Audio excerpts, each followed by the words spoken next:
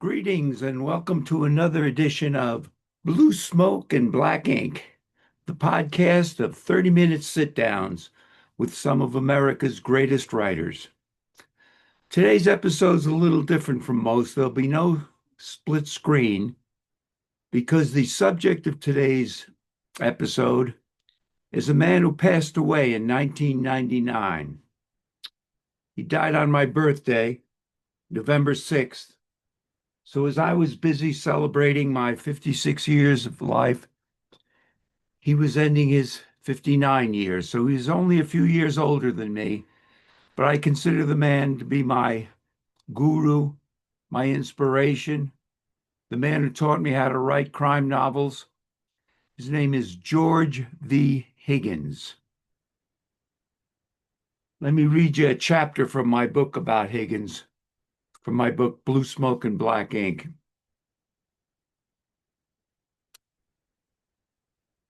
Name, George V. Higgins.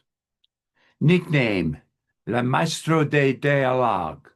Higgins' work is revered in France. Genre, crime novels, although he insisted he was not a crime novelist, simply a novelist. Writing life. The Boston-bred Higgins published 29 books, most of them crime novels.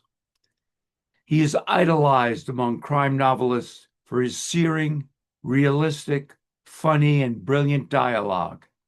The dialogue that he puts into the mouths of his characters who are streetwise and often morally oblivious. Kudos. The Friends of Eddie Coyle, I have it here,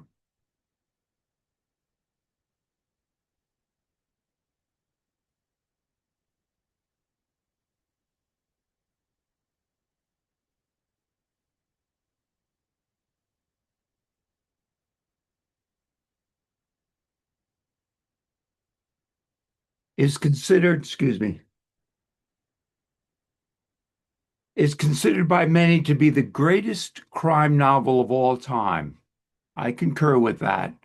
At least it's the greatest crime novel I've ever read. The great Elmore Dutch Leonard said of Higgins, "He doesn't steal from me, I steal from him." Off the page life, I'm still reading from Blue Smoke. In his lifetime, 1939 to 1999, Higgins was also a brilliant and successful prosecuting attorney, a defense attorney, a newspaper columnist, a college professor at both BC and BU, a raconteur, and a roustabout. Mai Tai with him. I was lucky enough to have Higgins blurb my novel Duck Alley with this: Jim DeFilippi's story of a boyhood friendship become a lifelong bond, ending with one's death and the other's death in life, is for me a separate piece in Blue Collar. It's a wonderful book. I've been lucky enough to get some nice reviews and some nice compliments on my books through the year, but this one is my treasure. This was my highest honor. It is probably the most proud I've ever felt in my writing life. We began a correspondence which has lasted until his death, and I learned a lot from this guy. His obsession were politics, the law, baseball, and writing well. He has a book I'll show you later called On Writing Well. A few of his quotes. Quote, Jackie Brown at 26, with no expression on his face, said that he could get some guns. That's the opening line of The Friends of Eddie Coyle. His last work was called The End of Day, and we'll get to that too. It's a Roman clef about Whitey Bulger. Where to find his books? Anywhere good books are sold. And his favorite cigar? I like to think DeFilippi Premiums. So as I said, this is my book, Duck Alley, and I'm very proud of the book, but I'm mostly proud of the blurb on the back. So proud that I feel like reading it again, but I won't. I won't subject you to that. With my requesting that blurb back when I published that novel, we led to corresponding back and forth, and I treasured every one of his correspondence. I have a pile of them here. I won't read them all. It'll take the full half hour. Uh, First is a letter from a professor in the University of Georgia, a man named Everett Ford, I'm sorry. I was considering doing a biography, writing a biography of Higgins, when I realized that Professor Ford had already done that, and he had done a much better job than I ever could. So I wrote him and complimented him. And he sent me some really nice personal things, some personal letters that Higgins had written to him. And this picture, which has never been seen before, never made public before. I don't know if you can see it without reflection. But Professor Ford took this picture of Higgins and sent it to me. It's from his own personal collection. That's what Higgins looked like. But as I say, the letters we exchanged back and forth are treasured by me.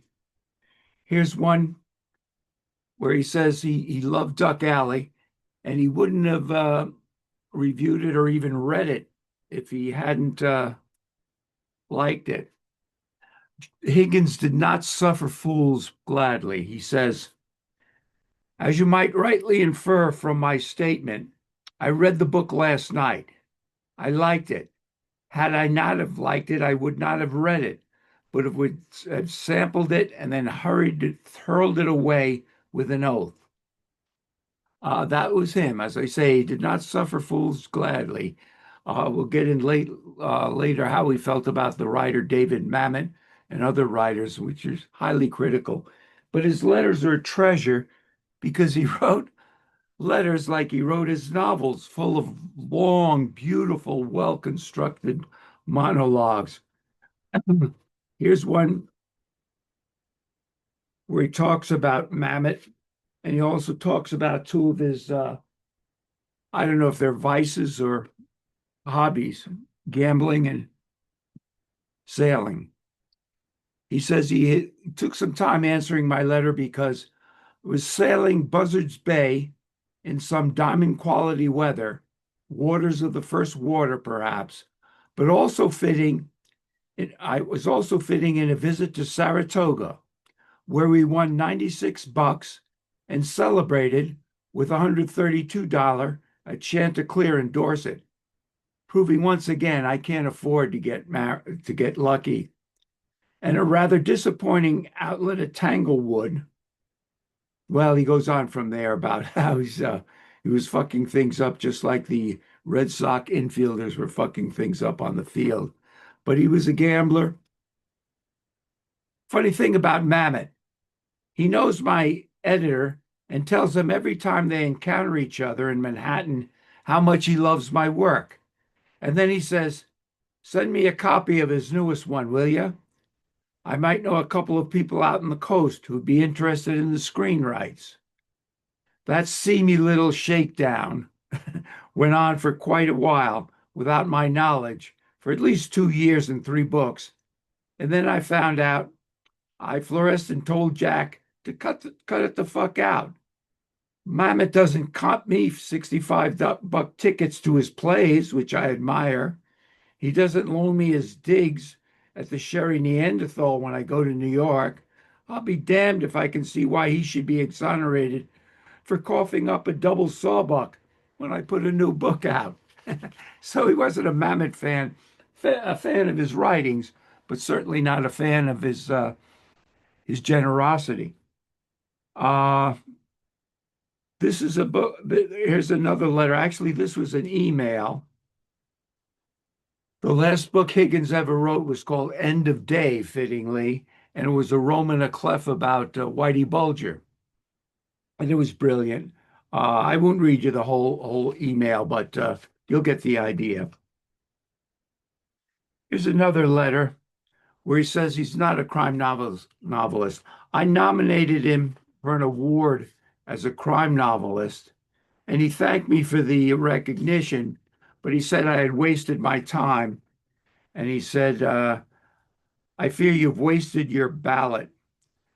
I've never considered myself a mystery writer or a crime writer, and have Sunday times ignored invitation and many times, sorry, ignored invitations to join organizations. I always like who like to ignore me. So he wasn't considered himself a crime novelist, but just a novelist, and I have to agree with that. Um, he was honest. In this letter, again, I won't read the whole thing. This is going on for too long, but he says a very interesting thing. He's been criticized for writing books too quickly. And he says one of the reasons he writes so quickly is he wants to find out what's happening to his characters. So he's completely unlike me as a novelist. Most of the writers I know write, say they sit down at the keyboard every morning wondering what's going to happen. I block out the entire book before I ever start it. So it must be nice to be that kind of a pantser, I guess it's called, playing by the seat of your pants. And a bunch of other letters here that I won't read because we're running out of time. Uh, but as I say, he was a lawyer, a prosecuting attorney, a defense attorney, a journalist. Let's go to some of his books, and then we'll stop. This was the greatest, in most people's consideration. The Friends of Eddie Coyle. It was also made into a movie starring Robert Mitchum, and it was really well done. Mitchum does a great job playing a world-weary Bostonian. He gets the Boston accent just right. He doesn't overdo it, and he's a perfect person to play that. Um, there was a great TV series called Justified from a George or from an Elmore Leonard book, and in the final episode, the Raylan Givens, the U.S. Marshal, is clearing out his desk to move on, and he picks out a copy of this book, and he says this is his favorite book, and he's read it many, many times, as I have. So it's just Elmore Leonard's paying tribute to Higgins. Another movie, while we're on the subject of movies made from Higgins' books, is one called Killing Me Softly, and it's really good. I recommend it highly.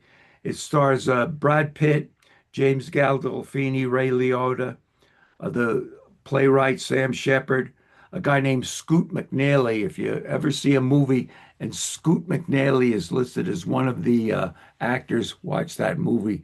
But anyway, this movie is terrific. Called Killing Me Softly, was actually made from a novel of Higgins called uh,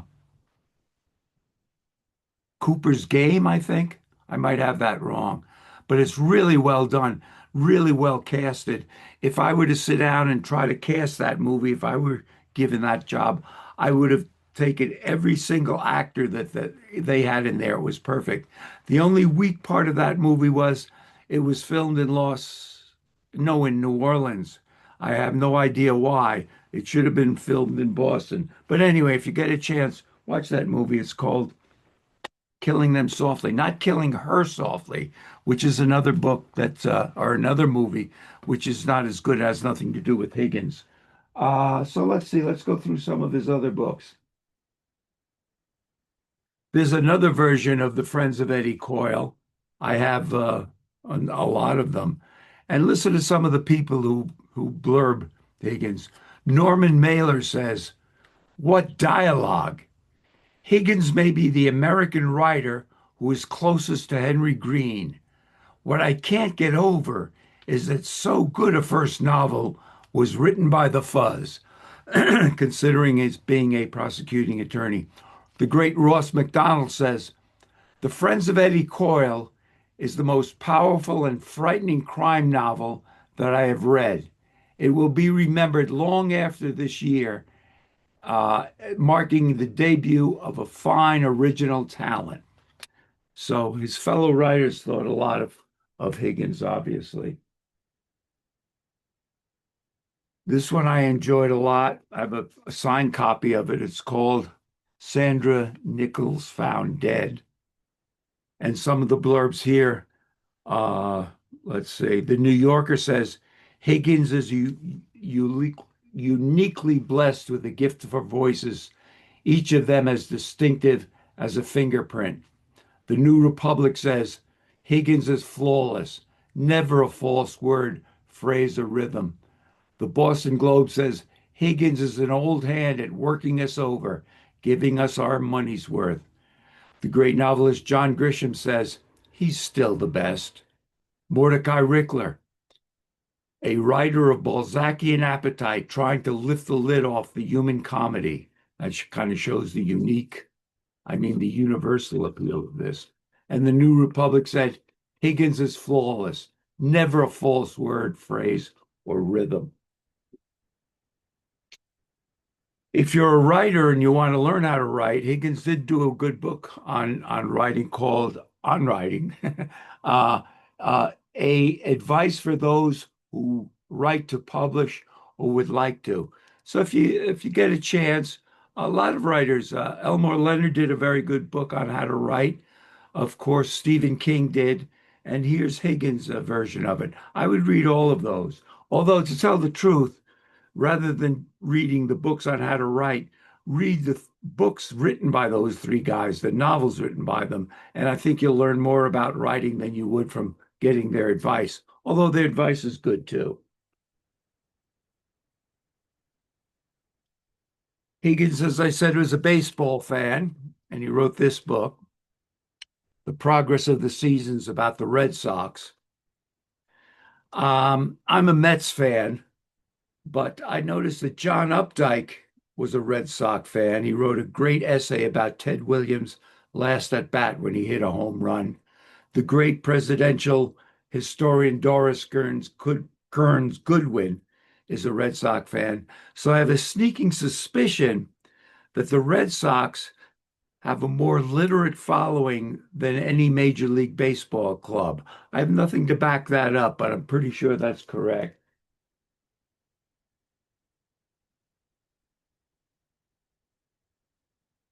At End of Day, as I said, was Higgins' last novel. It was published posthumously the year after he died. It's a Roman à clef about Whitey Bulger and Whitey's entanglements with the FBI and with the law. It's very well done, just brilliant. There's blurbs on the back from David Mamet, Scott Turo, Robert Parker. Let's see what David Mamet writes, even though two didn't get along. Mamet says, for the past 30 years, the greatest novelists writing in English have been genre writers.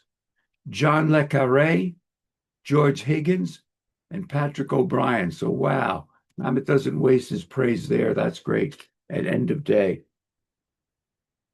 And the last book I'd like to talk about is this one. It's called Bomber's Law. Uh, you probably have assumed by now that The Friends of Eddie Coyle is my favorite Higgins book, but actually this one is. This one is just incredible. I reread it every couple of years. It's a crime story about a Boston cop, a statey, who's exonerated, kicked out, and has to go out and live in Western Massachusetts and then come back with revenge on his mind, although you don't find out that until later in the book. But it's a terrific revenge story. But the thing that's unbelievable about it is it's basically just one monologue, one soliloquy after the other. Some of them go on for pages, and it'll be the main character talking, or the villain talking, or one of the bosses talking. It's basically all monologue. So you might hate it. You might get into it, read 5 pages, and say, "I can't follow this. It's just too much." But to me, it's just brilliant. It's just great. So I'm gonna. Oh, and there's some of the blurbs on the back. Uh, New Yorker, the Higgins is uniquely blessed with the gift of voices, each of them as distinctive as a fingerprint. Norman Mailer, What Dialogue, Mamet again, the Miami Herald, Susan Isaacs. I won't read you all, but I'm going to do an experiment now. I'm not sure if this is going to work or not, but it's kind of a card trick. I swear it's not a setup, but I'm just going to open this. I'm going to riffle through this book, open it up at any page, and just start reading. And I can almost guarantee it's going to be a brilliantly crafted, crystal clear monologue by one of the characters in the book. Okay, so I'll close my eyes. You can see there's no bookmarks. Open one page, and here I go. I know, he said, but it isn't in mine. I agreed to it, yeah, but before I really knew what I had signed up the kid for. He was always at home when I got home at night. Even last year when I was out west there, yeah, he was asleep by the time I got home. But still, it was better in this. I could look in his room and see him, at least see good night to the kid. Now I'm back home again every night, and I don't even have that much. At least it was better than this. So there's the lead character talking about how he hasn't seen his son in a long time. And you usually don't hear Higgins being that sentimental and that talking about much about love and things, but there he does. Let's try it again. I'll riffle another page and just start reading. Just what the fuck is the matter with you, kid? The fuck is the matter with you? Your third week back in a real world with us. No more king of your own little hill. No more knows what you're doing out there in the woods. And maybe you're out there doing just nothing. And now here you come back where you have to work and you know it. And you're acting like the job's a zipper with the sharp teeth there that we yanked up real fast and caught your cock in it. What is it, old buddy? What is it? Can you tell Bob? Bob's your old pal. Cry your heart out right here on my brotherly shoulder.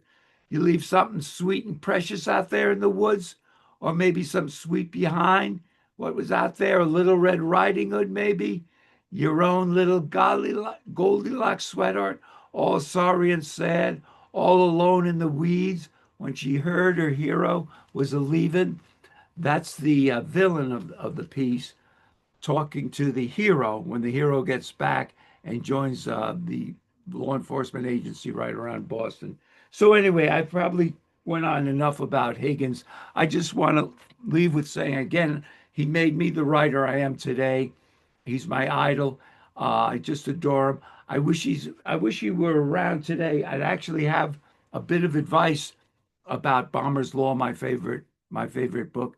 The only thing that I felt he did wrong in it is he has a few chapters where one character is quoting another character, and the character goes and the monologue goes on for a few pages. To me, it would have been an even better book if that character was just paraphrasing in his voice instead of the voice he was quoting. I don't know if any of that makes sense, but I finally wanted to say that. But again, thank you very much for this episode of Blue Smoke and Black Ink. We'll be back to our normal session of interviewing authors live soon. So for now, thank you very much.